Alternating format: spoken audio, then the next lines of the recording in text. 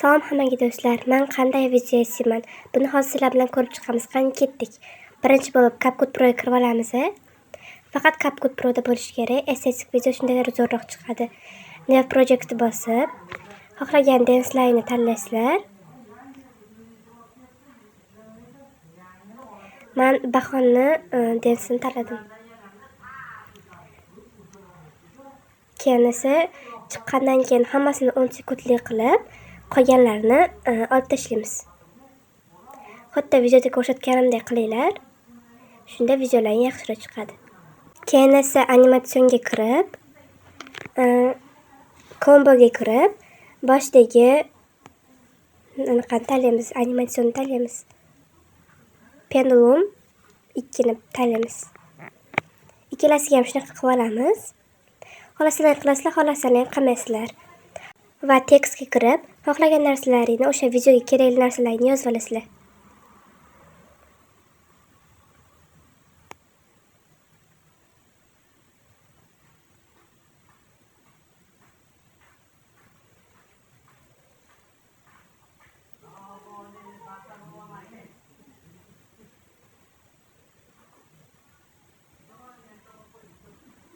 Va fontsga kirib, Englishni bosib, Tenada shriftini tanlaymiz.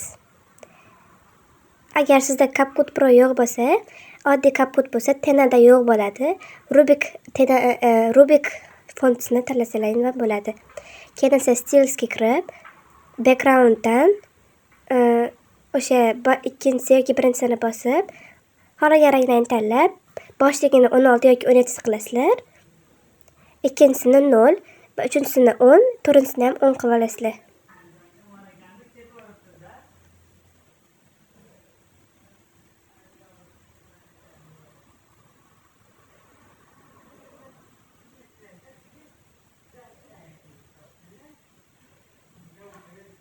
Ikkinchisiga ham xohlagan narsalarni yozib olasizlar.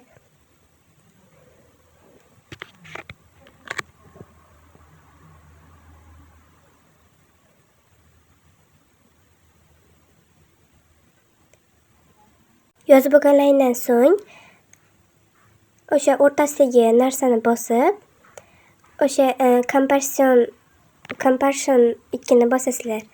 Shunda o'rtadagi chiziq paydo bo'ladi. Bu effektni hamma so'ragan. Keyin tepadagini bosib, birinchini 100 qilamiz, qolganlarini 00 qilib chiqamiz. Keyin esa nicklayni yozmoqchi bo'lsalaring, shunaqa nicklayni yozib turib, tagiga narsa yozib turib, fontsdan Haven ni tanlaysizlar.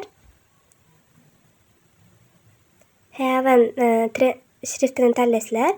Keyin esa animationga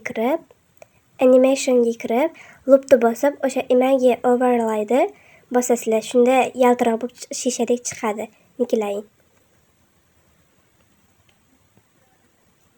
Xohlasalaring, bularni to'rtburchak qilib, dumaloq qilib qirqib turib,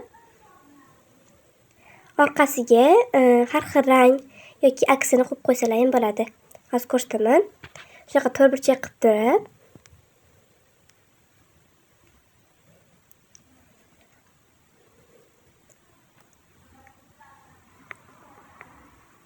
bunaqa qilmoqchi bo'lsalaring, animatsiyonni yo'q qilib yuborishlaring kerak.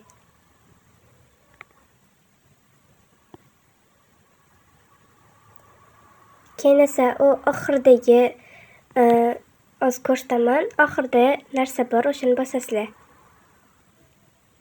Oldin bilan to'g'rilab olamiz. Keyin oxiridagi backgroundga kirib, color'da bosamiz. Xohlasalaring rang tanlaysizlar, xohlasalaring oddiy nima deydi, aksini qo'yib qo'yasizlar.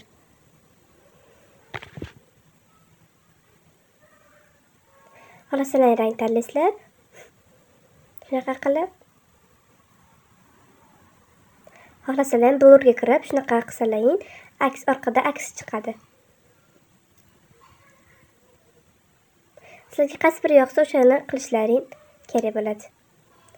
Shu bilan videoni saqlanib qilib olamiz va o'sha saqlanib bo'lgan videoni yana New Project'ga kirib, o'sha videoni olamiz va uni ham boshqatdan yasaymiz. Birinchi bo'lib bunga shunaqa ko'rib olamiz. Keyin esa adjustga kirib, sharpenda yuz qilamiz. Qaranglar, estetичный chiqadi.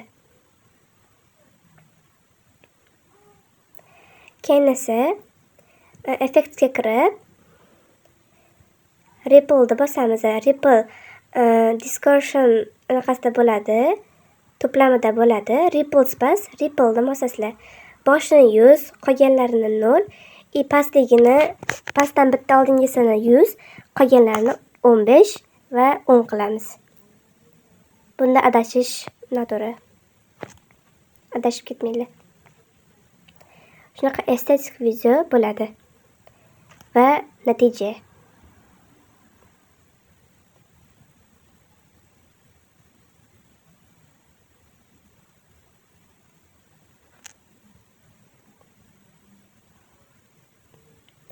Xohlasalaring o'shani 0 qilsalaringdan bo'ladi. Qamallamasa bitta joyda turadi.